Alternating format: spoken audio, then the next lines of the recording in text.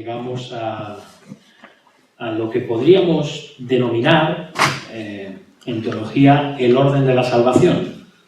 Hasta el momento hemos ido viendo una serie de aspectos relativos a la palabra de Dios, a la persona de Dios, ¿sí?, a la creación, al hombre, al pecado, también a los decretos de Dios, disculpadme, nos había saltado en orden, y al pacto de Dios y a la persona y la obra de Jesucristo, Cristo como el mediador. La cuestión es a dónde nos lleva todo esto. Todo esto nos lleva a un punto que es lo que básicamente llamamos el orden de la salvación y tiene que ver con cómo se aplica la redención adquirida y conseguida por medio de la persona y obra de Jesucristo. Hay diferentes formas de enunciar el orden de la salvación a lo largo de la historia. Lo que todos los teólogos de alguna manera están de acuerdo es que este orden de la salvación puede variar en orden, pero todos los elementos tienen que estar. ¿Bien? Somos preconocidos, predestinados, escogidos por Dios, somos llamados y regenerados. Hay quien antepone la regeneración al llamamiento. En este sentido, tampoco variaría mucho lo que pusiéramos antes, la regeneración que el llamamiento, o al revés, porque básicamente podemos decir que son dos cosas que ocurren simultáneamente. De ahí pasaríamos evidentemente al arrepentimiento y la fe. De ahí pasaríamos a la justificación, a la adopción, a la santificación y podríamos incluir en todo esto la preservación o perseverancia de los santos, aunque eso es más una obra que hace Dios. Y por último la glorificación. Es obvio que hay un orden, y lo encontramos así en las Escrituras. Recordáis el texto de Romanos 8, a los que primero, entonces empieza a enumerar, no todos los aspectos de los que hemos hablado, pero sí los principales. Ahí está hablando del llamamiento, de la justificación, y al final de la glorificación, la cadena de oro que vemos en Romanos 8. Entonces sí, Dios es un Dios de orden, Dios hace las cosas con un orden. Entendemos que obviamente la elección viene antes que, por ejemplo, la justificación. Y también entendemos que la glorificación es algo que viene al final. O sea, que vemos que hay un orden. Lo que ocurre es que hay muchas cosas que se solapan.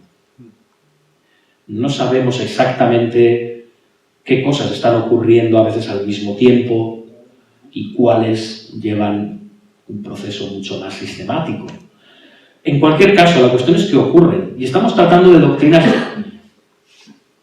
que tienen que ver con la acción del Espíritu Santo. Y el Espíritu Santo sopla donde quiere. Es una obra misteriosa.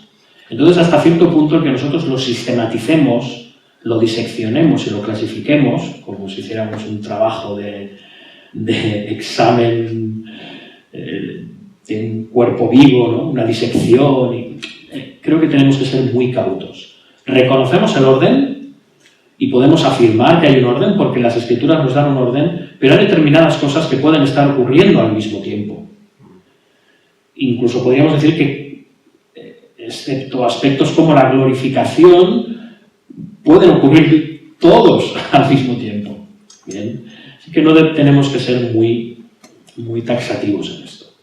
Pero concordamos con la mayoría de movimientos doctrinales históricos, reformados, en que hay un orden en la salvación.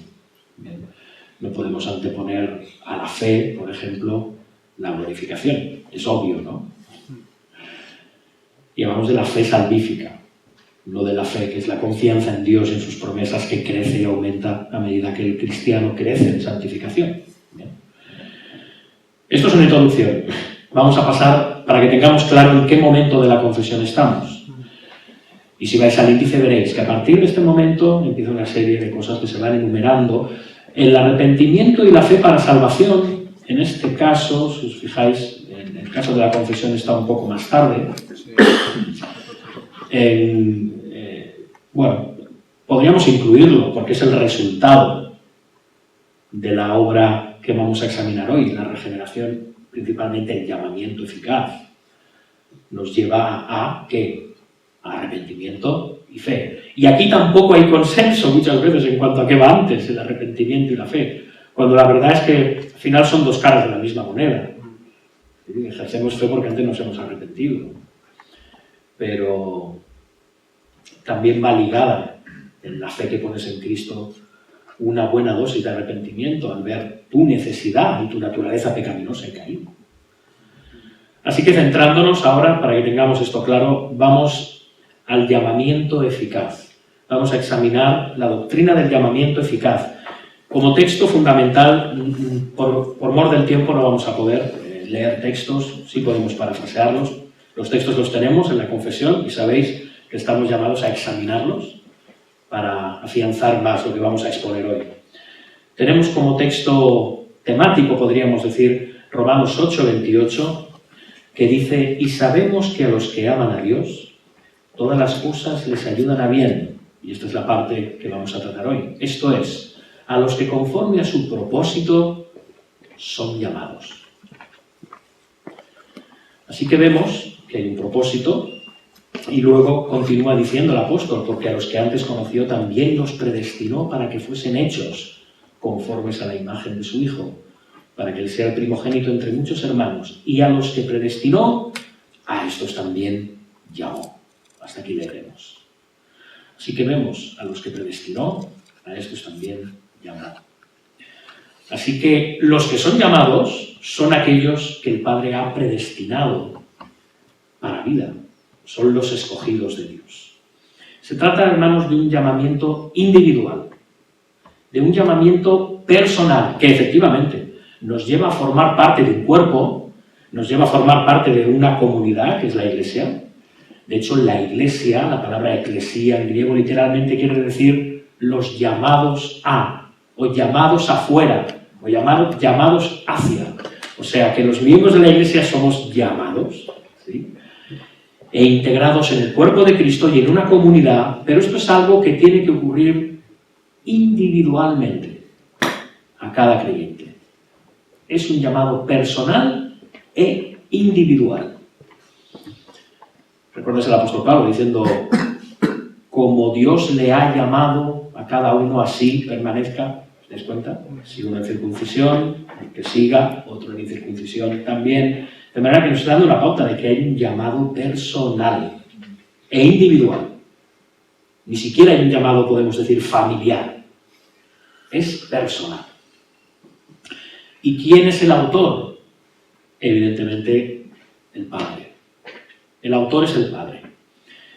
El Padre no es quien solamente planifica o decreta dentro de la economía de la Trinidad, sino también el que está llamando paternalmente a aquellos que va a adoptar como hijos. Tendemos a atribuir todos los aspectos del orden de la salvación al Espíritu Santo, pero no olvidemos que el Espíritu Santo, la persona del Espíritu Santo, Dios el Espíritu Santo, es quien aplica este tipo, toda esta clase de doctrinas que vamos a considerar. Pero quien las efectúa es Dios. Él preconoce, Él predestina, Él elige y Él llama. Lo vemos en el mismo texto de Romanos, está hablando de Dios y el versículo 29 dice: porque a los que antes conoció también los predestinó, y luego el 30, y a los que predestinó a estos también llamó. ¿Os fijáis? Y está hablando en todo tiempo del Padre. Dice: ¿para qué? Como dice el 29, para que fuesen hechos conforme a la imagen de su Hijo. O sea que ¿de quién nos está hablando? Del Padre. El Padre es quien llama, no solo quien elige y quien planea. Entonces tenemos una visión del Padre, Dios, el Padre como alguien muy pasivo, y parece que el resto lo esté haciendo única y exclusivamente Dios el Hijo y Dios el Espíritu Santo. Pero el Padre tiene parte activa también en la redención. No solo decreta y planea, también llama y hace otras cosas que veremos. Así que, como hemos dicho, esto es una obra misteriosa, es una obra sobrenatural. Ocurre cómo y cuándo y de la manera en que el Padre quiere, no en la manera que quieren los hombres. Y además lo hace a su tiempo señalado. Y además podemos señalar, como bien dice el título del capítulo, que es un llamado, es un llamamiento eficaz. Es eficaz porque no puede fallar, porque logra su propósito. Podríamos decir que el llamamiento es una citación, pero nosotros podemos resistirnos a una citación judicial. Podemos resistirnos a la citación de un juez y declararnos en rebeldía. ¿Bien? Pero lo que no podemos hacer es, en el caso de la citación del juez supremo, negarnos. Porque la palabra de Dios no vuelve a él vacía y su voluntad no puede frustrarse. Como hemos visto, es fruto de la elección. La elección es modelo del llamamiento posterior. Es la voz de Dios, poderosa y sobrenatural, llamando, la voz que creó todas las cosas. El poder de la palabra de Dios, que tiene poder para crear y para que su voluntad sea hecha, ese es el poder que ha obrado en los creyentes para llamarlos para sí. O sea que no podemos pensar bajo ningún concepto que es algo que puede frustrarse.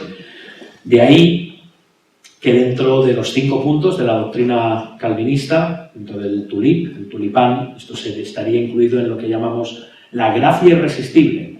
Es una gracia irresistible y es una palabra, a muchos no les gusta el término, irresistible, les parece ofensivo. Porque parece que me hace sentir como una marioneta, me hace sentir como un títere, como un guiñapo en las manos de un Dios arbitrario y caprichoso que quiere moldearme a su antojo. Pero ni mucho menos, como veremos, es de lo que se trata, el llamamiento eficaz. Por supuesto que es soberano, por supuesto que no se puede resistir porque los planes y el propósito de Dios no se puede frustrar, pero Dios al mismo tiempo, como vimos cuando estudiamos el decreto de Dios, no violenta la voluntad del hombre. Es ese gran misterio entre la soberanía de Dios y la responsabilidad humana. ¿Y qué es lo que ocurre? Pues lo que ocurre es lo siguiente. El Señor, Dios, el Padre, nos llama y nos saca de nuestra muerte espiritual en delitos y pecados y nos lleva al arrepentimiento y la fe en Jesucristo. Eso es lo que ocurre en el proceso del llamamiento, cuando el creyente o el escogido va camino de llegar a ser un creyente, porque ejerce esa fe salvífica. ¿Qué ocurre? Pues como hemos dicho, el Señor ilumina nuestras mentes para comprender todas las cosas de Dios, para comprender el Evangelio. Se cambia nuestro corazón de piedra, como dice Ezequiel, y se nos da un nuevo corazón, un corazón de carne, es decir, un corazón vivo, un corazón real. ¿Y qué hace? Renueva nuestras voluntades y nos lleva a querer lo bueno. Y esto nos lleva a Cristo. Así que, como decíamos antes, el llamamiento y la regeneración van de la mano. Fijaos que hay un capítulo destinado a la regeneración, aunque bien podría haberlo. Pero son dos cosas distintas, pero que operan simultáneamente. Operan de la misma forma. De todas formas, quisiera mencionar que durante mucho tiempo a veces se explica, ¿no? Que bueno, lo que ocurre es antes la regeneración, quizá lo hayáis oído alguna vez, y a lo mejor la persona puede estar siendo regenerado un largo tiempo, sin saberlo, hasta que es llamado. Hemos de ser muy cuidadosos en cuanto a esto, porque no podemos sustentar bíblicamente este punto de vista. Puede parecérnoslo desde la experiencia, pero no olvidemos que el Señor tiene, en el caso de sus escogidos, aún antes de regenerarnos y llamarnos, Él ya tiene una operación sobre nuestras vidas. Él ya nos cuida, Él ya nos guía, Él ya nos lleva en su providencia y decreto al momento preciso en el cual quiere transformarnos y llamarnos. Y no olvidemos que este llamamiento es por medio del poder de la palabra y del Espíritu, es decir, del Evangelio y de la obra sobrenatural que se opera en el corazón del hombre. Entonces, sin ser muy taxativos y sabiendo que siempre vamos en el terreno del misterio, la obra del Espíritu Santo sopla donde quiere, no podemos afirmar eso de que alguien estuvo regenerado durante años, aun viviendo una vida de pecado, y después fue llamado. Podría parecernos descabellado pensar así, según nuestra experiencia, pero hermanos, no tenemos un antecedente bíblico para esto. Por lo tanto, cuando la teología y la experiencia y la palabra de Dios convergen, recordemos siempre que la experiencia de la teología, o las diferentes teologías que hay, son falibles y no son inspiradas. La palabra es inspirada. Entonces, debemos de ser muy cuidadosos y ceñirnos muy estrechamente a la información fundamental que tenemos, que es la de las Escrituras. Así que, como hemos visto, se renueva el corazón, se llama a ese corazón renovado y se le induce a querer lo bueno. Dios produce el querer como el hacer, también en el caso de la conversión, y lleva a Jesucristo. Así que hay libertad, porque la voluntad del hombre no es violentada. El ser humano recibe la disposición de querer ir con arrepentimiento y fe a Cristo. Bien. Para no olvidar nunca de que, a pesar de todo, quien está detrás de todo ese plan redentor es Dios, un Dios soberano, que obra sobre sus hijos, llevándoles al punto que Él quiere llevarles, empezando una obra que Él concluirá en la glorificación. Y con relación a los medios que se usan, ya lo hemos dicho, evidentemente estamos hablando de algo que proviene de la libre y pura gracia de Dios. Y además, una gracia libre y especial. Sabemos que hay una gracia común, pero en este caso se está aplicando la gracia especial, algo exclusivamente orientado a aquellos que han sido escogidos desde antes de la fundación del mundo. No depende de ninguna decisión de la criatura. Desde un punto de vista subjetivo puede parecernos que hay una decisión, porque hemos dicho que la voluntad del hombre no es violentada. El hombre va a Cristo, ¿verdad? Pero no es algo que se inicie, ese anhelo, ese deseo, de la propia voluntad y motivación del hombre. El hombre es pasivo. El hombre es pasivo. ¿Por qué? Bueno, es obvio. ¿En qué estado se encuentra el hombre? Muerto. Tan pasivo como un cadáver. Muerto en delitos y pecados. Hasta que no es vivificado por el Espíritu Santo, no está capacitado para responder y recibir la gracia que Dios ofrece. Así que entendemos que es una obra plenamente soberana. Llegamos a un punto en el cual la confesión, uno cuando la lee parece que diga, bueno, mejor no hacía falta decirlo. Así nos evitábamos un montón de problemas y de explicaciones. Tanto la Confesión de Londres como Westminster tratan este tema y tiene que ver con el llamamiento y los discapacitados mentalmente. Podemos decir mentalmente o en un sentido consciente y moralmente para responder con arrepentimiento y fe al Evangelio. Por ejemplo, como hemos dicho, personas con una disminución muy fuerte de sus facultades mentales, los niños muy pequeños, que no tengan una consciencia y una conciencia clara. ¿Dónde quedarían? Dice la confesión que los niños escogidos sí que reciben este llamado y son regenerados y son salvos. Los niños escogidos que mueren, ¿sí? Sin haber podido hacer ningún tipo de... haber podido tener ningún tipo de conciencia en cuanto a su arrepentimiento y su fe, porque no lo olvidemos, la obra es soberana, pero afecta a nuestras facultades, afecta a nuestro entendimiento, afecta a nuestra voluntad. Y eso es algo que determinadas personas no tienen y los niños muy pequeños tampoco. Entonces, por eso alguien dice, bueno, mejor pues podrían haberse ahorrado este párrafo y no suscitaría la duda, porque todo queda a la voluntad soberana de Dios. Y efectivamente, al final, esta es la respuesta. Esta es la respuesta. Pero como os decía antes, hemos de ser muy cuidadosos. No hay precedente bíblico para pensar esto, aparentemente. Se nos habla de David, que Dios le conoció desde el vientre, o de Jeremías, que también se dice que había sido escogido desde el vientre. También se habla de Juan el Bautista, que desde el vientre él ya había saltado de gozo por la proximidad del Mesías. Bien, esto no nos está hablando de una forma clara de la regeneración. Nos está hablando de la acción del Espíritu en determinados casos y de la voluntad de Dios en cuanto a determinadas personas, para determinados propósitos. Pero hemos de ser muy cautos en aplicar estos textos a la elección, al llamamiento y a la generación. En cualquier caso, hay una serie de grandes verdades en cuanto a este asunto que deberían de guiar nuestro corazón. En primer lugar, conocemos el carácter de Dios.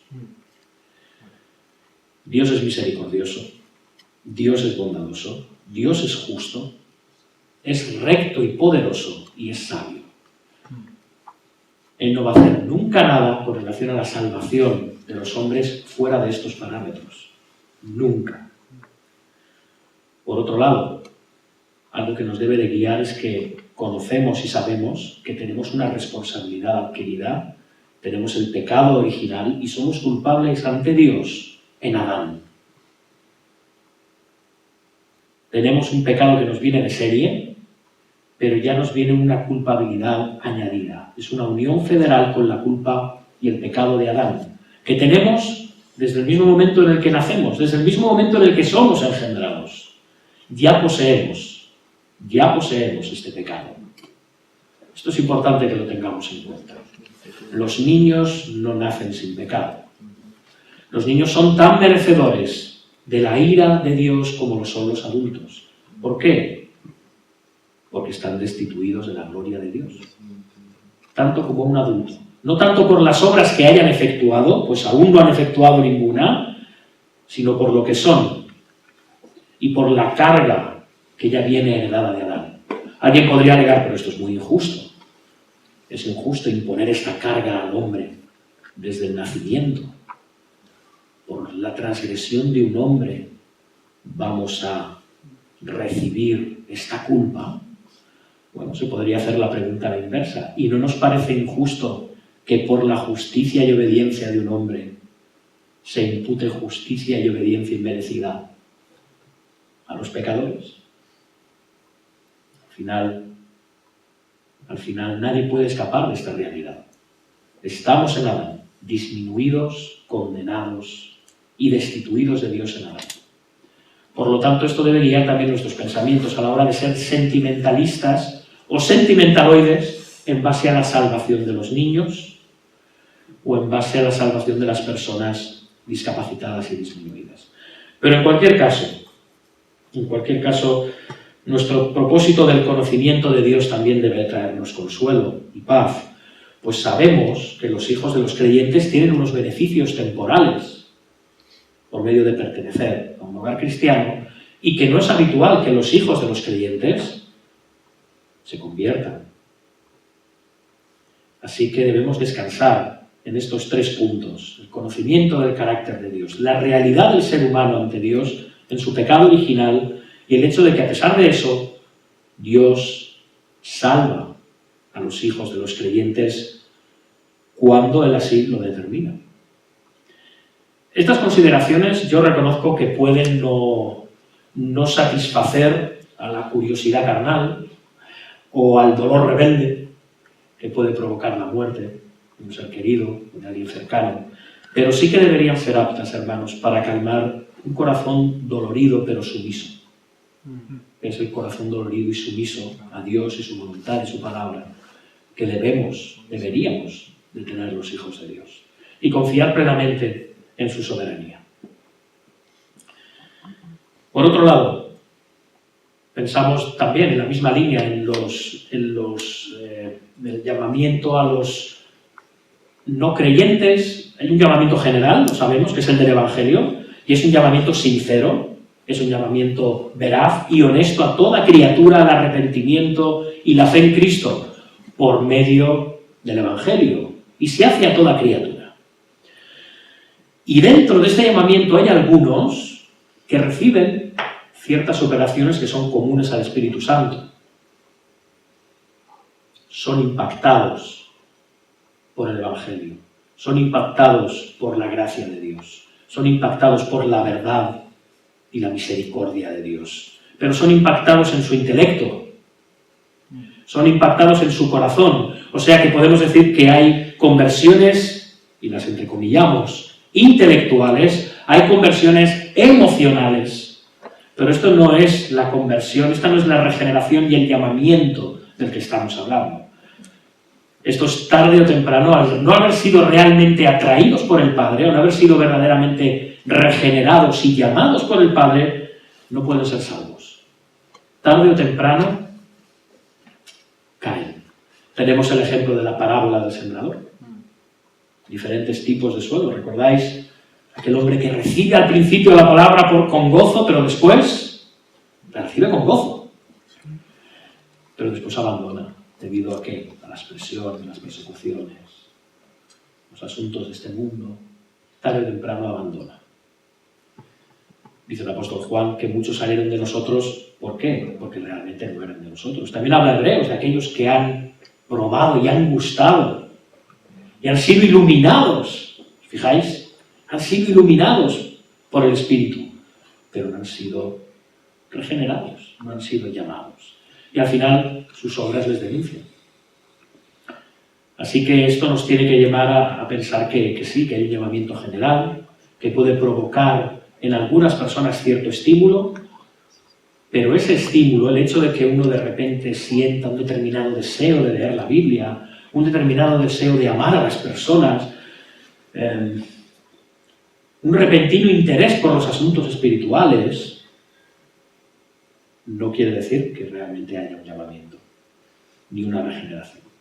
Eso es algo mucho más profundo y es algo que obra Dios directamente. Por eso cada cristiano tiene que examinarse. Y no estoy haciendo un llamado al desánimo, más bien todo lo contrario, estoy haciendo un llamado, estoy animando a examinarnos en nuestro corazón.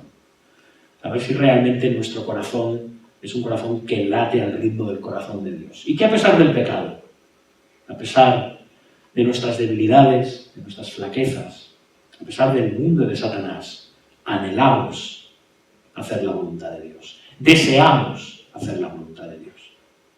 Buscamos el rostro de Dios. Y nos arrepentimos diariamente de nuestros pecados y ponemos fe diariamente en Cristo. Y por último, algo muy habitual con relación a la predicación del Evangelio y con el llamado es, pensamos en los que son ignorantes del Evangelio. Todos aquellos ignorantes del Evangelio antes de la venida de Cristo, aquellos que no pertenecían a la nación de Israel. ¿Qué ha sido de ellos? Incluso hoy en día, los que mueren sin haber oído realmente jamás el Evangelio y quizás los que mueran sin oír el Evangelio. ¿En qué situación están ellos? Bien, hermanos, por mucho que ellos conformen sus vidas a las leyes naturales, por muy fieles que sean al llamado de su conciencia, o a su propia religión, cuando esta religión en muchos aspectos esté de la mano o vaya a la par con la voluntad de Dios, esto no es suficiente para salvarles. Esto no les regenera. Entonces estaríamos admitiendo, en primer lugar, que la salvación es por obras y que depende del ser humano. Y al fin y al cabo tenemos textos muy claros en la palabra. El que no tiene al Hijo, en definitiva, no tiene la vida. Si no es acudiendo con fe y arrepentimiento por el llamado eficaz y la regeneración al Evangelio, nadie puede ser salvo, pues no hay ningún otro nombre dado a los hombres mediante el cual puedan ser salvos. Y aquí entra de nuevo lo que decíamos antes con relación a los que mueren en inconsciencia o a los que mueren en la infancia, en la tierna infancia.